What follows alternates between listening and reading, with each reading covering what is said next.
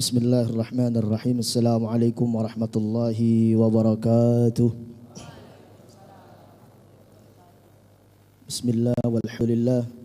Wassalatu wassalamu ala rasulillah. Sayyidina wa habibina wa syafi'ina qirrati a'yunina wa maulana Muhammadin sallallahu alaihi wa alihi wa sallam wa ala alihi wa ashabihi wa man tabi'ahum bi ihsanin la yaumiddin.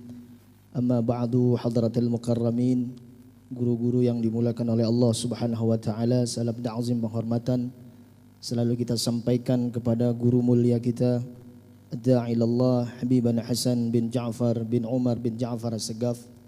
Guru mulia kita Ad-Da'ilallah Habiban Abdullah bin Ja'far bin Umar bin Ja'far As-Sagaf. Matallah bi tuli hayatihim asy-syarifah wa nafa'na bi ulumihim fid daini amin. Sama-sama kita muliakan dan kita hormati para habaib, para kiai, para asatidz. Hadir tengah-tengah kita juga Sayyidul Walid, ayahanda saya punya orang tua, Sayyidul Walid Bapak Kiai Haji Muhammad Nur Sasi, para asatidz yang lain yang hadir di tengah-tengah kita. Kita doakan guru-guru kita semuanya panjang umur dalam sehat dan taat kepada Allah. Allah murahkan segala urusannya, kelak Allah wafatkan dalam keadaan husnul khatimah. Amin ya rabbal. Hadirin wal hadirat yang dimuliakan oleh Allah Subhanahu wa taala. Suatu ketika baginda Nabi besar Muhammad sallallahu alaihi wa alihi wasallam ditanya oleh para sahabatnya. Selesai beliau mengerjakan salat 5 waktu secara berjamaah.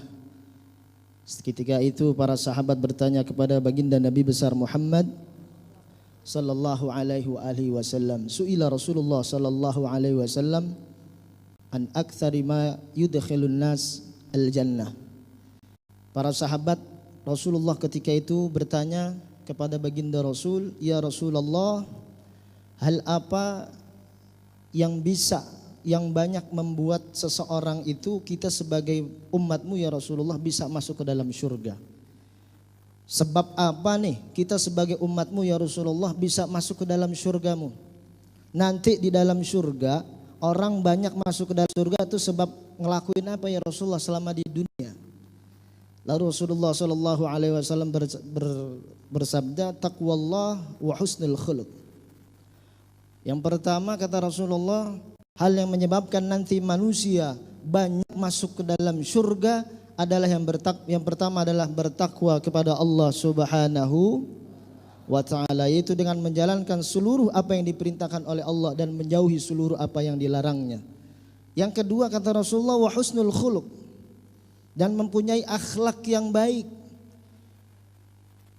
Jadi sebab kita ini manusia umat baginda Rasulullah sallallahu alaihi wasallam bisa masuk ke dalam surganya Allah, salah satunya adalah dengan kita mempunyai akhlak yang baik. Akhlak kepada siapa? Tentu saja yang pertama akhlak kita kepada Allah dan Rasulnya.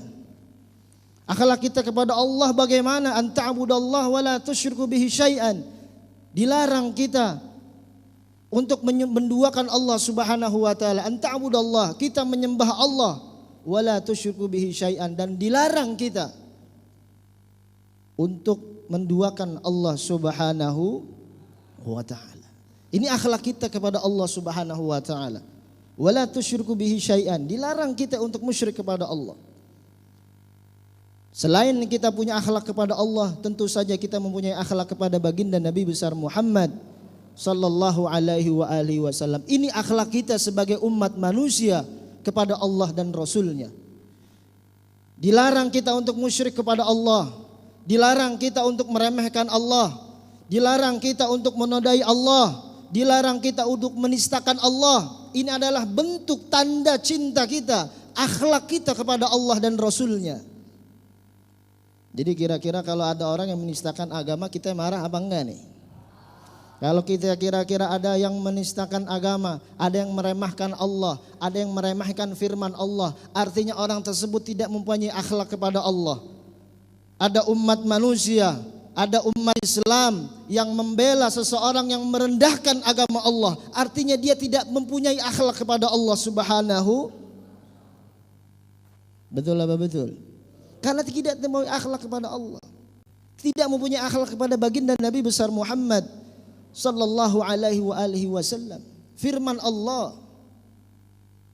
Dan juga akhlak kepada sesama manusia, akhlak kepada guru-guru kita. Dengan kita taat, dengan kita selalu berhuzon, dengan kita selalu menjalankan apa yang diperintahkan oleh guru kita, dengan kita istiqamah duduk di majelis ta'lim, ini merupakan akhlak kita kepada guru-guru kita. Akhlak kepada orang tua kita, dengan kita melaksanakan perintah mereka, dengan kita santun, dengan kita hormat kepada mereka, itu merupakan akhlak kepada orang tua kita. Ini bentuk taat, bentuk akhlak kita kepada orang tua, kepada guru-guru, kepada sesama manusia. Akhlak kita kepada tetangga, akhlak kita kepada teman, dengan kita berbuat baik, dengan kita selalu bercengkrama, dengan kita selalu watawasau bil haqqi watawasau bis sabr. Ini merupakan akhlak kita terhadap sesama manusia. Nah, ini bentuk-bentuk akhlak kita kepada Allah, kepada Rasulnya, kepada sesama manusia, dan juga kepada guru-guru dan juga kepada orang tua kita. Harus dijaga. Jadi kalau ada orang sekali lagi yang jelas-jelas menistakan agama, yang jelas-jelas sudah ingkar kepada Allah dan Rasulnya, yang sudah berani membodohi bahwasanya agama kita direndahkan. Ini bentuk akhlak kita kepada Al-Quran, bentuk akhlak kita kepada Allah, bentuk akhlak kita kepada Sang Pencipta kita, itu Allah Subhanahu wa ta'ala. Makanya saya heran kok ada orang umat Islam mengaku Islam, tetapi begitu ayat Allah dinodakan, begitu ayat Allah dibilang bodoh, begitu ayat Allah direndahkan, dia bilang biasa aja. Naudzubillahi min. Walaupun tuh orang memang sudah minta maaf, kita maafkan, tetapi harus tetap berjalan. Kira-kira saya tanya, orang tua antum dinodain, orang tua antum dilecehkan, marah apa enggak? Marah apa enggak? Tuh orang yang udah menodai, tuh orang yang sudah melecehkan orang tua antum udah minta maaf, ente maafin apa enggak? Hah? Ente maafin apa enggak? Apa terus dilaporin ke polisi? Harus terus. Kalau enggak orang bakalan banyak orang-orang yang akan menistakan agama. Semakin banyak orang yang semakin berani kepada Allah dan Rasulnya. Kalau guru kita dihina, guru kita dicaci maki, majelis kita dihina, majelis kita dicaci maki, memang kita maafkan. Tetapi harus kita lawan. Kalau kita tidak lawan, kalau tidak kita laporkan kepada pihak yang berwajib, akan semakin banyak orang yang menistakan guru kita, akan semakin banyak orang yang mencaci majelis kita. Itu bentuk akhlak kita kepada guru kita. Kita berani berkorban apapun demi guru kita, apalagi kepada Allah Subhanahu. Ini bentuk akhlak kita kepada Allah dan Rasulnya.